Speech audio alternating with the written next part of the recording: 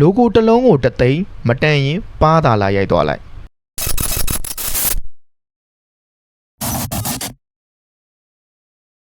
မင်္ဂလာပါကျွန်တော်ကို Ace ပါ logo တစ်လုံးကိုတစ်သိန်းပေးပြီးအနံဖို့ရမတန်ဘူးထင်ရင်ခမရဲ့ brand ကိုခမအထင်သေးလိုက်တာပါပဲ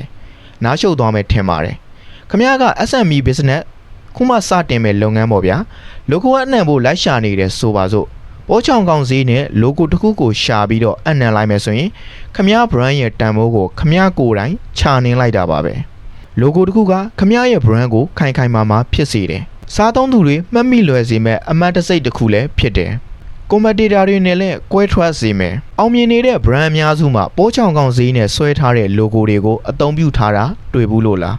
ကိုယ့်ရဲ့ brand ကိုတန်ဖိုးထားမြင့်စေခြင်းမဲ့သူတိုင်းက logo တစ်လုံးတစ်သိန်းကျပ်ဆိုတာဈေးများတယ်မထင်ကြပါဘူးဆိုတော့တစ်သိန်းနဲ့ logo အပ်လိုက်တာနဲ့ဘာတွေပြန်ရနိုင်မလဲ branding guideline unique concept ဖြစ်တဲ့ logo တစ်လုံးကိုရရှိစေမှာဖြစ်ပါတယ်ဆိုတော့ဈေးများတယ်လို့ဝေဖန်မဲ့စာမတတ်နိုင်ဘူးထင်ရင်ပုံမှန်လင်းလင်းသာလာပြောလဲပါ free ဆွဲပေးလိုက်ပါမယ်အချိန်တစ်ခုတော့စောင့်ရမှာပေါ့ဗျာ